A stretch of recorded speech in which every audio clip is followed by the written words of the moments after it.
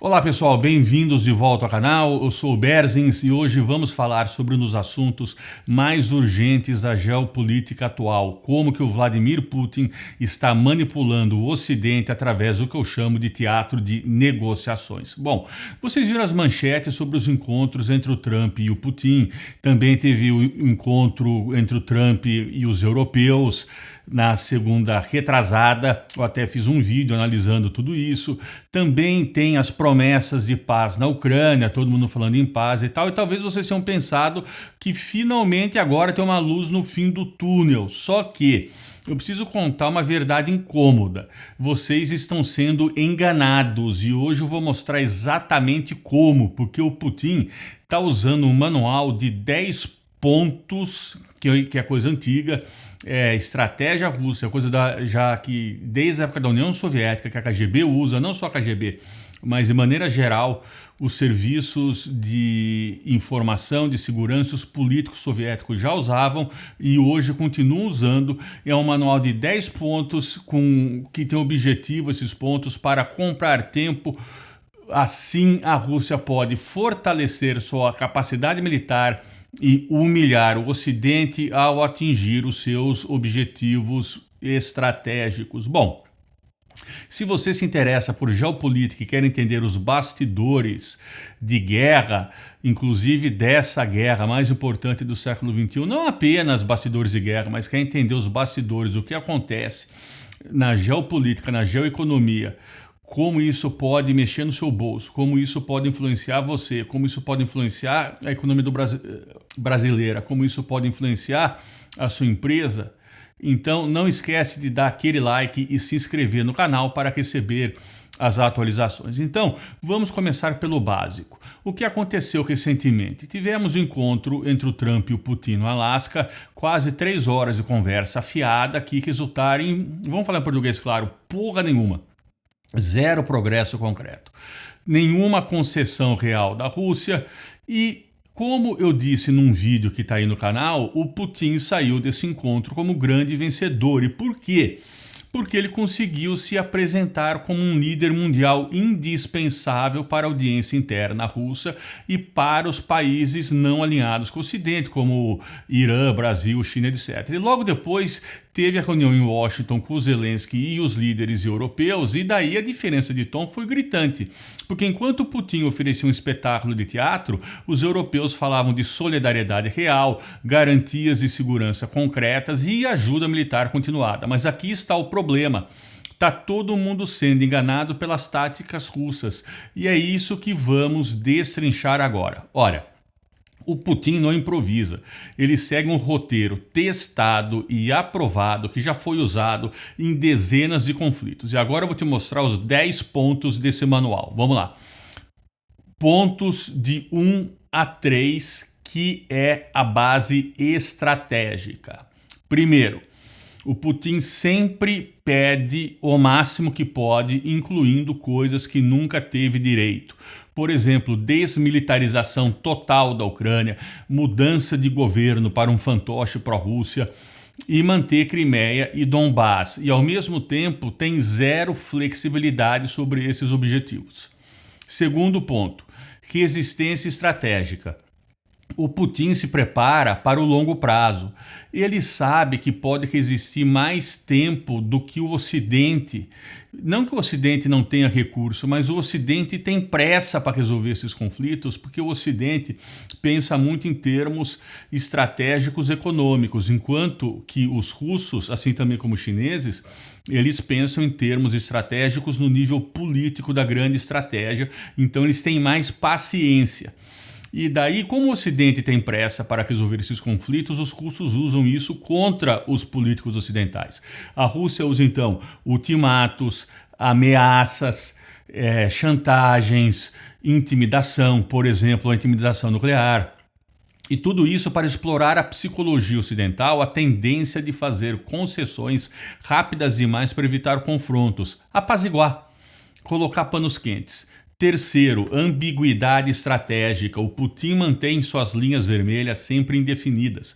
Ninguém sabe quando ele pode escalar ou desescalar, criando incerteza constante, fragilizando psicologicamente o oponente e favorecendo quem tem mais paciência. Pontos 4 a 5. Táticas e engajamento inicial. Vamos lá. Quarto ponto. É um teatro perpétuo de reuniões. Os russos, e daí, claro, Putin, também está sempre disposto a conversar, negociar, discutir. E isso acaba criando uma ilusão de boa-fé onde não existe nenhuma. É um puro show para as câmeras. Quinto ponto. Concordar com objetivos sem apresentar soluções. Mas a paz é importante, estabilidade é necessária, claro que é. Só que eles nunca apresentam propostas concretas, propostas reais, propostas sensatas para alcançar essa paz. É simplesmente uma distração que desperdiça tempo enquanto mantém as coisas do jeito que estão. Ponto 6 a 8, controle do processo. Sexto ponto, teatro de legitimidade.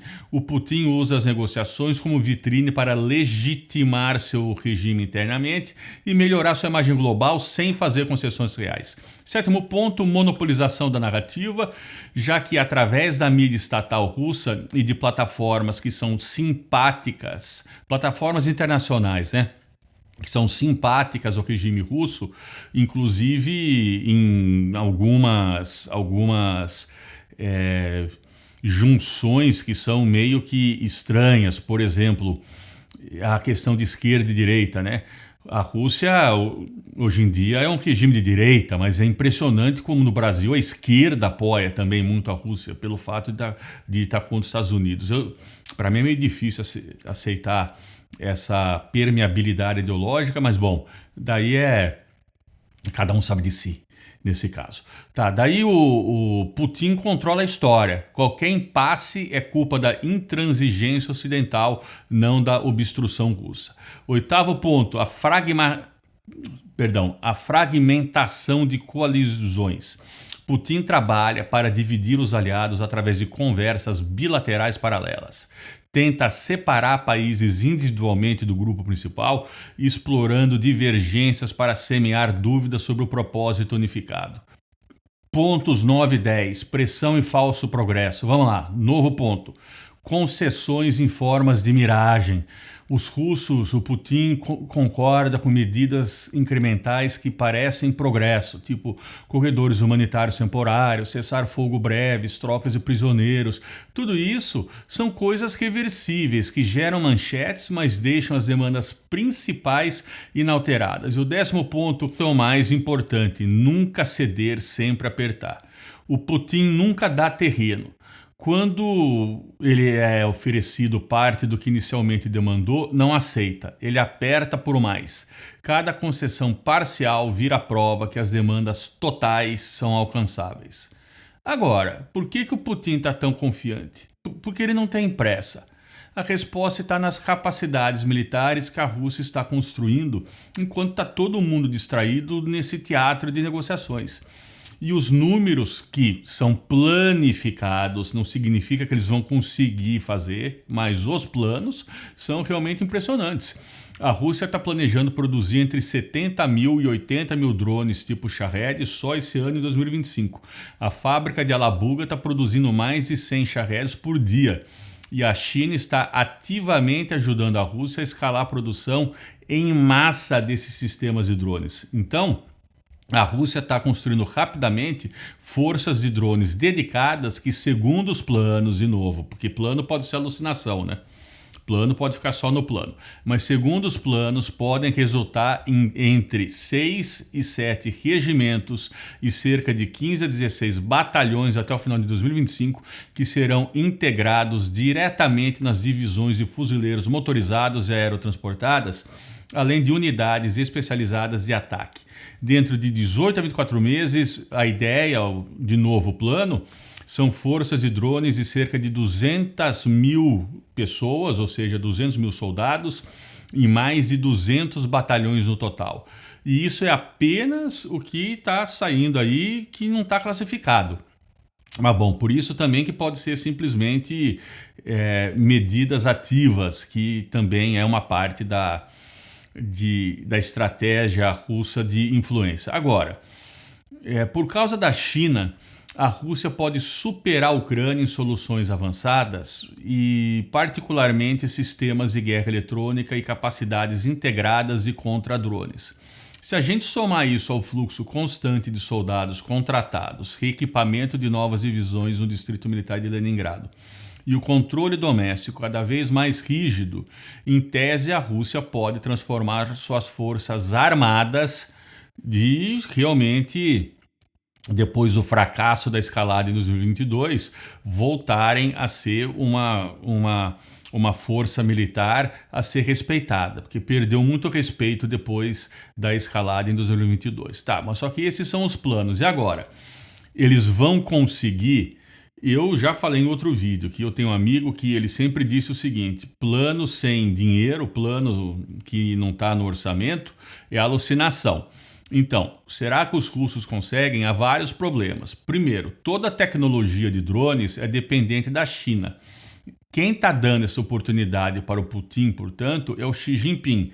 Afinal, já está mais do que óbvio que a China está em uma guerra por procuração, ou como diz em inglês, proxy war, contra a Europa e, sobretudo, contra os Estados Unidos, usando a Rússia meio ali, jogando a Rússia na fogueira ali no teatro de guerra ucraniano. Segundo, a Rússia tem um problema demográfico sério. Mesmo supondo um resultado favorável, a quantidade de gente que já morreu, a quantidade de gente que foi aleijada, tem um termo em russo, inclusive, nos aleijados mais sérios, chama de samovar. É a galera que volta sem os dois braços, sem as duas pernas, fica só o cotoquinho ali e a cabeça. E daí, fora isso ainda, os caras que não conseguem trabalhar porque estão aleijados, então a galera que morreu, a galera que está aleijada, então tem os samovares, tem a galera que ficou cega, tem... Então, a guerra é horrível, né? É um horror. Só que tem uma coisa, tem uma galera que também volta traumatizada e que é incapaz de viver em uma sociedade normal e trabalhar. Inclusive, isso aconteceu depois da guerra do Afeganistão nos anos 80 e foi um dos fatores que influenciou grandemente a União Soviética e acabou resultando, não é que acabou resultando, né, mas ajudou o colapso. Uma galera ali que ficou, então, muito alcoólatra, muita gente que não conseguia trabalhar, muita gente que tinha alucinação, porque realmente teve um impacto muito grande na saúde psicológica dos veteranos. Sempre tem. Não tem história de filme, não só de filme, não tem história dos caras nos Estados Unidos que voltaram do Vietnã e tudo meio maluco? Então, é parecido. Daí, terceiro, a economia da Rússia tá mal das pernas. Pode falar o que for, só que não tá muito bom, porque nunca foi muito boa, porque a Rússia basicamente explora petróleo, que é commodity, e explora grãos. A Rússia não tem tecnologia, tanto que, como eu disse, está dependendo da China para a tecnologia dos drones e também do Irã, né?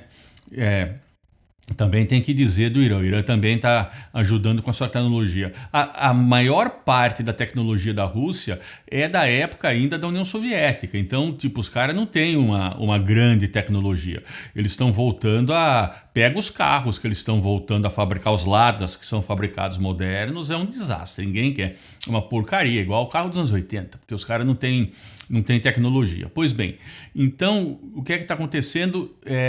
Primeiro, o preço do petróleo está instável, a demanda global está em tendência de queda no longo prazo, porque tem veículo elétrico, porque está deixando de usar o óleo em outros como insumo também, então está tendo toda essa questão ecológica, né? Então existe uma tendência de queda no longo prazo do preço do petróleo, e olha aí quem opera em futuros, isso aí ia ficar ligado. Segundo, a safra de grãos esse ano está para ser a pior em anos. Em julho as exportações caíram ao menor nível para o mês de julho, né? Desde 2008, tá tendo geadas fora da época na primavera, e essas geadas, esse ano agora, né? ainda na primavera, né, danificaram mais de 240 mil hectares de plantação, 100 mil hectares foram perdidos totalmente. Daí, no verão, teve ondas de calor acima de 40 graus, o que resultou numa seca severa. E tudo isso devastou quase 500 mil hectares. Por exemplo, a região de Rostov chegou a decretar estado de emergência. Então, antes os campos que eram dourados de grãos agora estão rachados e secos. Portanto, a projeção da produção de trigo desabou de 90 milhões de toneladas para mais ou menos entre 80 e 85 milhões de toneladas. E essa produção total de grãos, que havia atingido quase 160 milhões de toneladas em 2022, deve recuar de maneira total, não só trigo, né, mas aí tudo deve recuar para aproximadamente 130 milhões de toneladas apenas. Então, assim, planos podem ser apenas alucinações, mas eles estão tentando, ou seja, embora o início da escalada em fevereiro de 2022 tenha sido um desastre estratégico, como eu já disse, parece que a Rússia está conseguindo evoluir, não completamente, está aumentando a sua dependência estratégica da China e está aumentando a sua dependência estratégica do Irã também, mas está fortalecendo, ou pelo menos está tentando fortalecer suas capacidades militares e reposicionar a sua economia para uma guerra prolongada. Agora, isso significa então, vamos pensar junto, isso significa então que as ofertas da Rússia de paz e tal, é tudo no 7-1, é tudo pegadinha do malandro, porque o Lavrov já disse que a Rússia quer voz sobre as garantias de paz para a Ucrânia e a sua implementação, exatamente como previsto nos pontos 9 e 10 do manual que eu citei. Os russos também estão fazendo de tudo para convencer o Trump que eles estão se comportando de forma razoável enquanto estão estabelecendo condições que o Zelensky, obviamente, rejeitará e rejeitaria. Eu estou pensando depois da reunião do Alasca e daí o Zelensky encontrando com o Trump na segunda-feira. E isso daí, qual que era a ideia? Olha só a sacada. Os russos vão lá e eles falam, não, a gente quer negociar, a gente quer a paz, não sei o que tal. Quem não quer a paz é o Zelensky, ele que é o garoto enxaqueca, ele que é o mala. Daí o Trump já tinha... Ele não twitta, né? Ele tem lá a mídia dele, lá o Twitter dele. E daí ele colocou já que a paz está nas mãos do Zelensky. Então olha só a sacada dos russos. Se daí, na reunião de segunda-feira que teve, se os europeus não tivessem ido, o que é que ia rolar? Super simples. Ia rolar o seguinte, o Zelensky ia falar, não, mas esse negócio aí que os russos estão pedindo não rola. Tipo, Donbás inteiro, desmilitarização, não sei o que e tal. O que é que o Trump ia dizer? Você qual o problema então, cara? Tá todo mundo fazer a paz? Olha só a sacada. Então, os russos na questão da influência são espertíssimos, inteligentíssimos. E daí entra uma outra pergunta. E o Brasil? Onde o Brasil se encaixa nessa história toda? A resposta é complexa e cheia de problemas, mas também cheia de oportunidades. O Brasil está numa posição única, mas aqui que está o problema. O Brasil está andando na corda bamba, porque está dançando um balé entre duas forças titânicas. Por quê? De um lado tem a pressão dos Estados Unidos e da Europa para o Brasil condenar abertamente e completamente a Rússia e se alinhar com o Ocidente. Do outro, tem o Putin tentando usar os BRICS como plataforma anti-ocidental, algo que o Brasil, inclusive, categoricamente já disse que não quer. E daí o que é que o Brasil fez até agora? Uma dancinha aí diplomática, aí, dançou uma lambada diplomática, um sambinha diplomático impressionante. Porque primeiro votou a favor da maioria das resoluções da ONU condenando a agressão russa. Só que ao mesmo tempo vem se recusando a isolar completamente a Rússia. O Brasil ofereceu mediação, defendeu soluções negociadas e manteve canais abertos com todos os lados. Só que essa estratégia tem 4 implicações cruciais para o Brasil. Quer ver? Primeiro, risco de marginalização. Se o Brasil não conseguir equilibrar todas essas pressões de todos os lados, pode acabar sendo marginalizado tanto pelo Ocidente quanto pelos BRICS. E daí a credibilidade como mediador global está em jogo, porque vão dizer o seguinte: não, o Brasil é em cima do muro. O Brasil não tem moral, o Brasil não tem nada. E aqui não está a questão, tipo, não estou querendo entrar na discussão qual moral está certa ou qual está errada. Só que geralmente quem tenta agradar a todos não agrada a ninguém. É isso que eu quis dizer, tá? Segundo ponto, impacto econômico direto.